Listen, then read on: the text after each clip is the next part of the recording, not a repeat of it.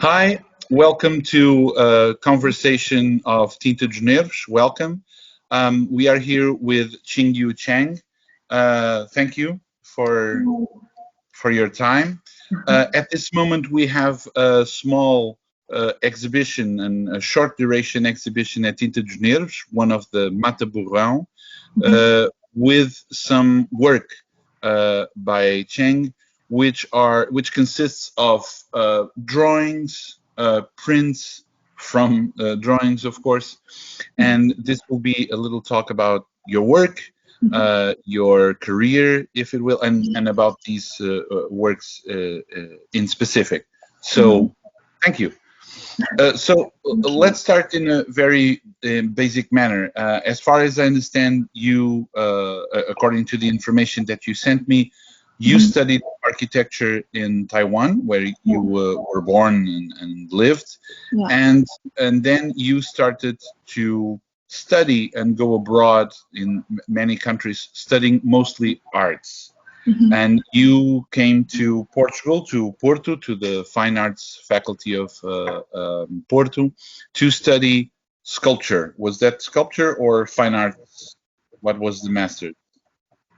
It was art and design for Art public and design. space. Yeah. Okay.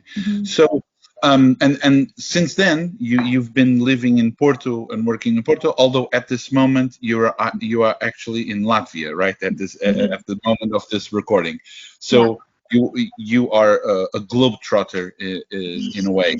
So I would like to understand, because this will shine some light in the work that is being presented at Engenheiros. I would like to understand this interest about architecture and living spaces, habitation, etc., just short of going into the art world. So I talk about my work, which involves architecture and art. Yeah. Yeah. Because you worked as an architect or in architect the bureaus for some time, right? Yeah. For example, this series from Oskar, which is now exhibiting in the bookstore. I think that's probably the first time I'm taking it serious to really make a drawing. Because before I'm more like, okay, since kid I make a lot of like doodling. I always like drawing, but I never use it as a real like a way to make art. And that was like, okay, I have background from architecture, so I think I have more perspective from architectural way to make drawing. Like I was trying to make the connection, but also after bachelor I'm studying art, so like I'm also a bit outsider in architecture. So I make like I'm quite random, so I even make quite randomly architectural drawing, so which is a bit in between. So you can find some element from architecture, but at the same time you see a lot of mistake, like how I make these architectural drawings. But I like to pick up these old fragments from the past, so that's how I try. Yeah.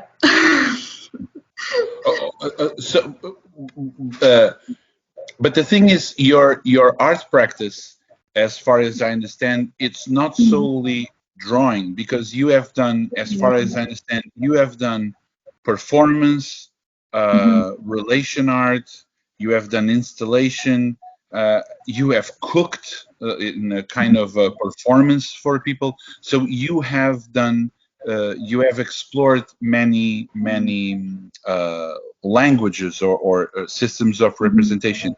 But it seems to me that the common denominator, and even the drawings, as we'll get there, the common denominator is always this idea of community. So the spaces that you show, the things that you do, they always have to do with spaces where people can come together. So it's not, you're not creating, I mean, we'll go back to that, but it's not an isolated object, but it's something that invites people to an idea of community. Is that something that makes sense? Yeah, yeah. So, sometimes I even thinking you know better than myself. Like, Well, that's the prerogative of critics. Talk too much, and the artist, no, I just did that. yeah, I think I always really focus on human itself. So if you speak more of human, it can be a community in a sense. So like it's a bit more subjective, but I always think it's a bit irresponsible if you're not thinking this part as an artist. So maybe that's why I always really try to find a connection of people and how people use this space, for example. So you were saying that the series Oskar. So Oskar was created from an artistic residency in Orte, Yeah, right, yeah. in Sochi. So this was the first time that you created something like this. But the other series, Taiwan theme parks and the Gorilla series, they were created after Oskar then. Yeah. Okay. And one of the things that I noticed is that the drawings are always present a space that is, let's say, small, cut off from a context. So there's a huge wide space around the object, but at the same time, so it looks like like Corbusier said, an habitation machine. So it's like something that you could put somewhere else and it would still work as an habitation machine. Is this conscious, this idea of creating isolated spaces that people can live in or use?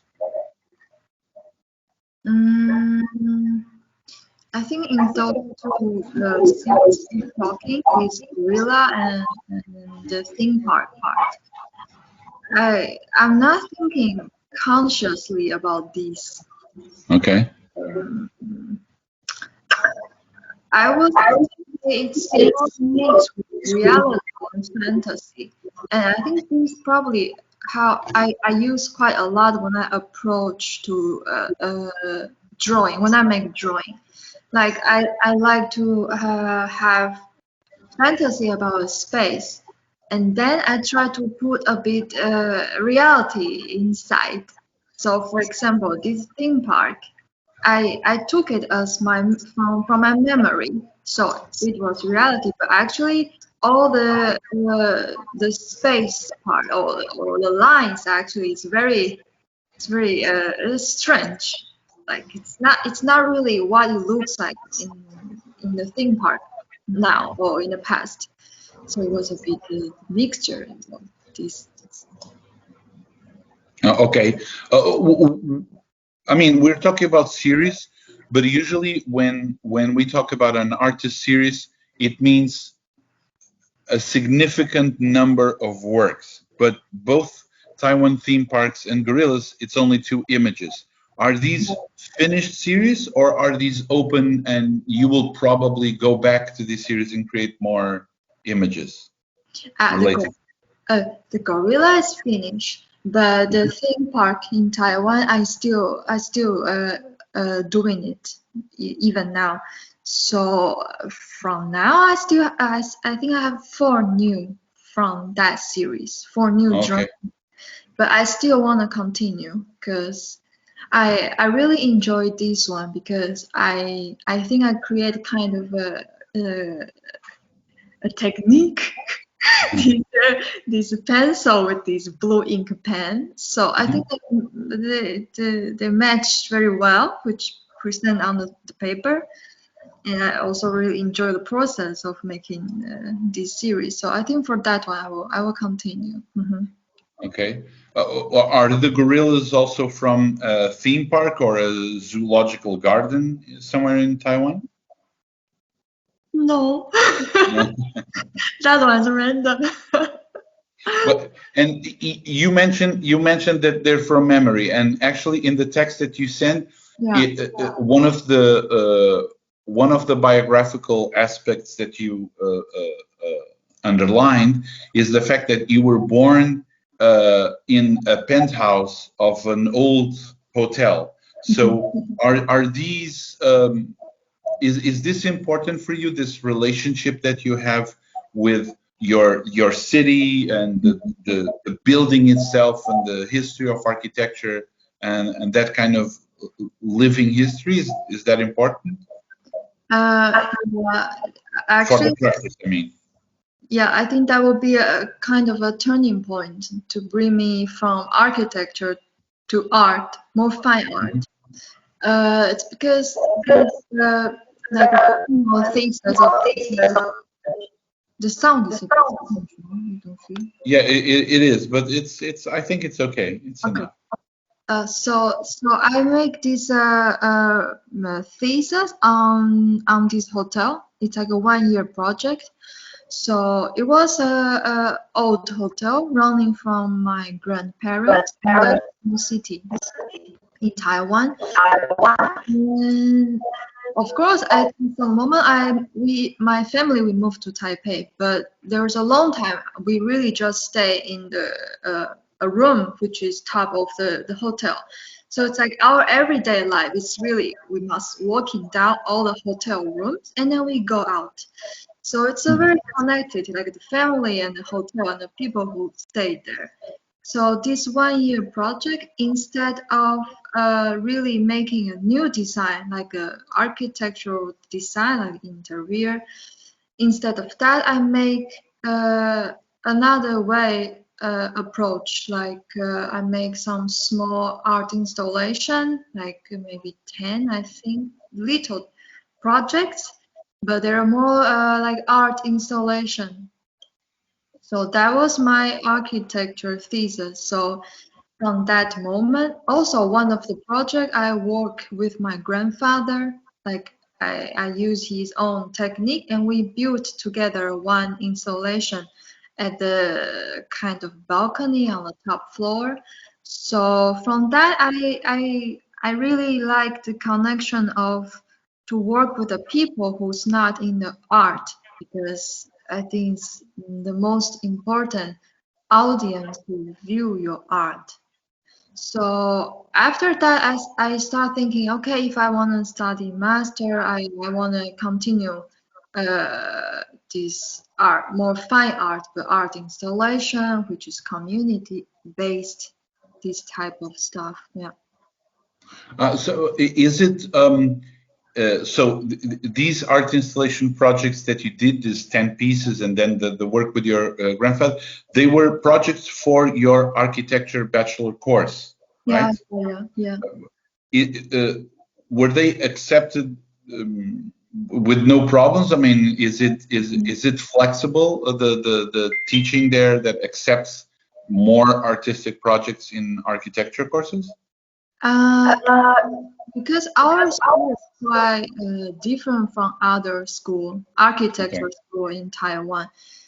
It's quite artistic, I would say. Okay. Okay. So Okay. they encourage students to do different project. So they're quite open-minded also. So that's that's what. Good. Good. Good. But not just me. A lot of my classmates they also make quite different like art project but based on architecture study. Okay. Yeah. Okay. Um, Let me ask you a question that it's a little ridiculous and reductive, and I'm sorry for that, but I mean, I still have that curiosity, and maybe some of the people that will listen to this conversation also have, even though it's a stupid reductionist question. Um, you studied in Taiwan, and then you studied in Portugal.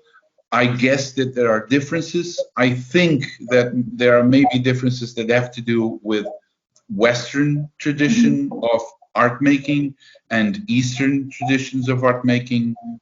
Things are very different in terms of the way that we respond to history, and even techniques. Did you find those differences, are there? Is it significant? What can you tell me about that dialogue? About the education system, yeah. Well, about the education and also about art traditions and practices in the East and then in the West, if you find anything strange, jarring, very different or not. Mm-hmm. I think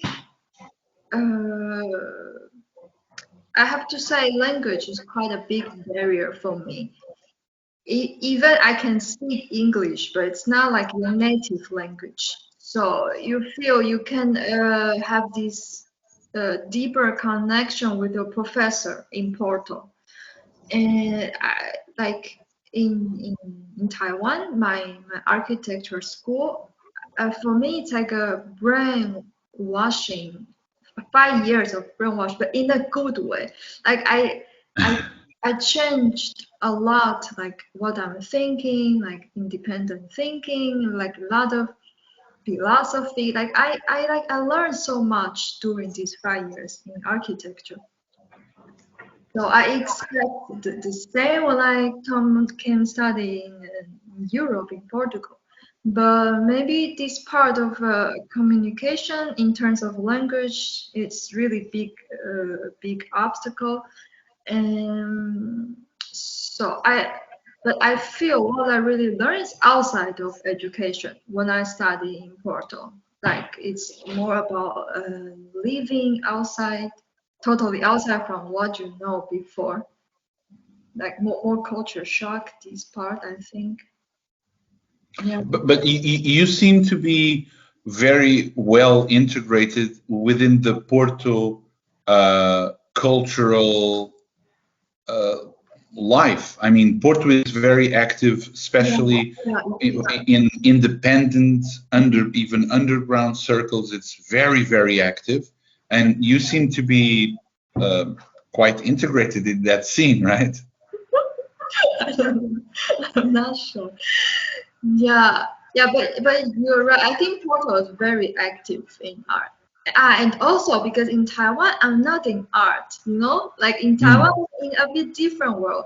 So also Mm. interesting for me, like now in Porto, my circle is more artist, and this I never experienced before, or Mhm. how artists make living, or just simple like how they live the life. Like I only see this part when I move to Porto or Europe, other countries. So this also for me is interesting.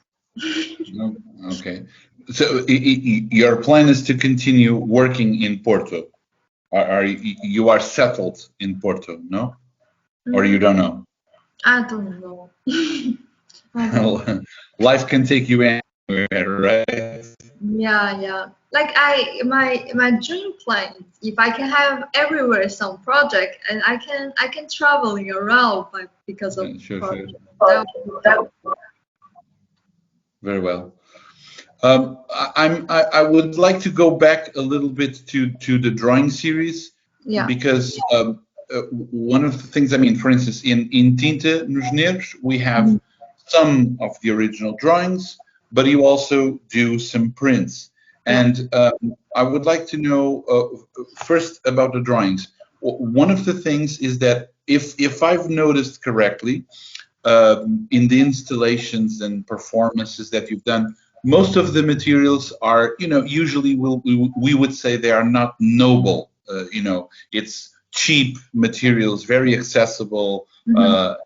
But the drawings also, I mean, the materiality of the drawings is also, I mean, because you work with uh, it's good paper, but it's like very accessible commercial Um, paper. yeah, And yeah. then you use a lot of materials, but it's like crayons and markers and pencils. So it's not precisely, the most expensive and luxurious Mhm. material. Quite Yeah. the contrary, they have. Um, if I can say this, but it's a positive thing. You have a very uh, I don't know in English to say childish is not good, but it's Mhm. children-like drawing making, because the kind of marks that you do with the drawings, the way that the colors coordinate, etc., they're very light. It's very juvenile in the sense that it's very fresh. So isn't it important for you also, or to use this kind of materials, or once again, it's just because you have at hand these materials and you use these things? Yeah, because they're near my table. Like, yeah, those are stuff I can find easily at my room, so I use those materials. Yeah, and also So, I'm more I think I'm a short, so I don't really know too much about like inks or like, so I just pick up the stuff I already know how to do, so but I try to use them in a different way. Yeah. And what about the prints? What takes you to make prints? Is it to make it even more accessible to more people? Are you interested in multiples? Yeah, I think it's like mainly it's more accessible, more accessible for people to get. That's maybe the reason. Are there any stories about the Oscar? Because this was a boat, right? The residency was inside a boat, right? Yeah. That sounds interesting. Yeah. Small and wobbly, no, every day. Yeah. For example, there's one drawing from that Oskar series. It's called ADA. Yes. Yeah, so that one, and most of them is really based on true stories. So that one, like I put accidentally water in the oil tank, and I think that can make big problem of a boat. Yeah. So that's right. What's AD? I think, what does ADA stands for? I think A is aqua, a D for diesel. I forgot which is the last A, which I mean from that time, but it's really because of this story. Okay. So, yeah. and I make a bit this fantasy about this. It looks a bit like a cake, I think, that drawing. Yes, I mean, most of the drawings you can actually, thanks to the titles also, it's fairly easy to understand the structure that you're presenting. But I have to say that the ADA, it's a little difficult to understand because there's a cherry and a candle and then a mast. So it's very, very interesting. But I'm not saying that you have to tell us the secret or whatever, but it's almost a UFO. You know, it doesn't fly, but it's interesting. Very well. Okay. Thank you so much for this talk. I really hope that people will look into the exhibition, the drawings, your site, and follow your work. If I can ask, if it's not a problem, what are you doing in Latvia right now? Is that a residency as well? Yeah. I'm here for artist residency, but it was finished 1 month ago. So it was 2-month residency, yeah, from April and May. What kind of work did you develop while you were there? It was my first time actually to do a kinetic art installation, but Connected? kinetic, like it's moving. Kinetic. Sorry. Yes, of course. Yeah. So the process was a bit difficult. Like, I'm not that good at kinetics system, but like I really like the result. Yeah. Interesting.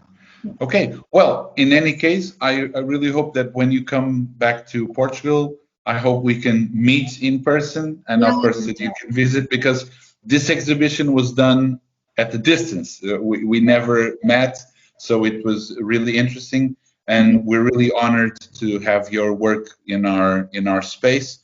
I really think that the drawings have a very fresh nature to them, and I really hope that they can connect to a larger audience. Thank you so much. Thank you for having me. Okay, so as I said, this was a very, very short conversation with Ching-Yu Cheng, and we hope that you can visit the exhibition as soon as possible. Although this conversation will stay on the YouTube channel for a long time, the exhibition will only be there for 2 more weeks, so hopefully people will visit. Thank you very much, and see you soon, I hope. Yes, see you soon.